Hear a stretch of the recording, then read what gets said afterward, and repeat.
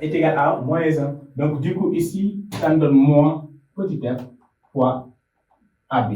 Donc, ça donne moins petit f fois AB pour trouver le travail aussi de petit f. Donc là, on va passer ici pour avoir plus d'espace. Voilà, donc ici, on se rappelle que VA est égal à 0 parce que l'objet est lancé sans vitesse initiale, ce qui veut dire que ceci nous donne 0. Et donc là, ça va nous permettre de simplifier nos opérations, comme la variation de l'énergie cinétique, et dans quel cas doit-on l'utiliser. Ici, on dit la variation de l'énergie cinétique, voilà, delta EC, on dit que c'est égal à la somme des travaux, des forces qui sont appliquées sur le système entre les deux points, ou bien sur la distance AB.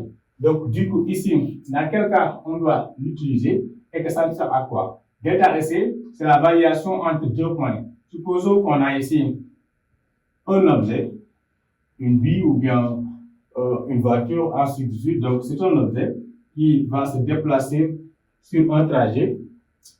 Voilà, début c'est A et la fin c'est B.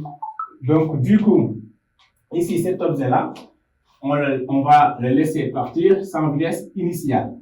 Par exemple, ici, il y a les forces qui vont agir sur cet objet-là. Il y a son poids, il y a la réaction normale de cette piste, il y a aussi la force motrice qui le tire vers l'avant.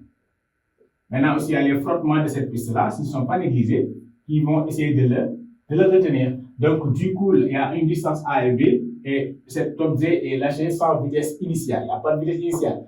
Donc, du coup, ici, on peut nous demander de calculer la vitesse en B. C'est-à-dire, quand l'objet arrivera en B, c'est quoi sa vitesse? Donc, ici, c'est VA. Mais VA, comme vous le savez, comme on a dit sa vitesse initiale, VA va être égal à 0 et on demande de calculer VB.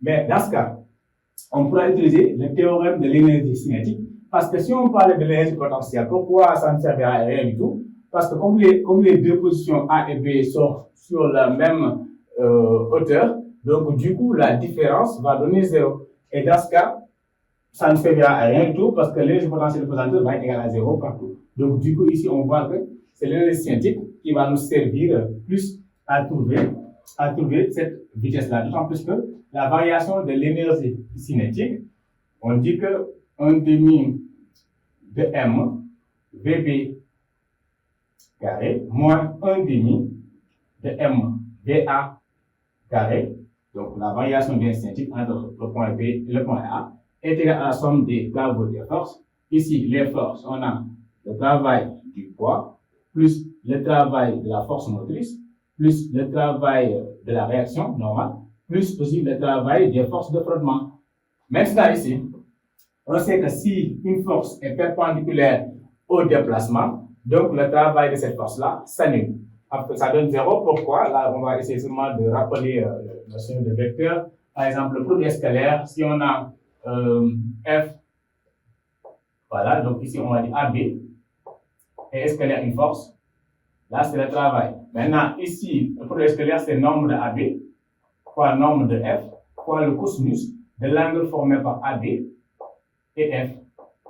Et donc, on voit que l'angle formé par cette force-là, le poids, et le déplacement de AB, donc tu vois bien que ça donne 90 degrés, et le cos de 90 degrés, ça donne 0. Ce qui veut dire que tout ce travail-là donne 0, et c'est pourquoi le travail du poids va donner 0, et le travail aussi de la réaction normale va donner 0. Et donc, du coup, ici, il va nous rester seulement 2 travaux. Et là, on va dire alors 1 demi de M BB carré moins 1 demi de M VA carré est égal à le travail de la force motrice. Et on voit que la force motrice va dans le même sens que AB, mais aussi son parallèle. Du coup, l'angle qu'il forme, c'est égal à 0. Et si l'angle est égal à 0, le cosinus de 0, c'est 1. Donc, ce qui se résume seulement à F fois AB. Et ensuite, la force de frottement, son travail, c'est égal à F, petit f, scalaire AB. Et petit f scalaire AB, on voit que l'angle qu'il forme, comme les deux sont parallèles, mais de sens opposé, l'angle c'est 180 degrés. Et le cosinus de 180 degrés est égal à, aussi c'est mg fois zb moins za. Là, on a vu que ça donne ceci. Et donc, ça va nous permettre de trouver notre vitesse à l'arrivée sur le sol. Donc, voilà, donc, pour dire que les énergies utiliser l'énergie mécanique, ça peut nous servir à répondre à cette question. Dans d'autres cas, on a besoin seulement de l'énergie potentielle pour répondre. Et dans certains cas aussi, on a besoin de l'énergie cinétique seulement pour répondre.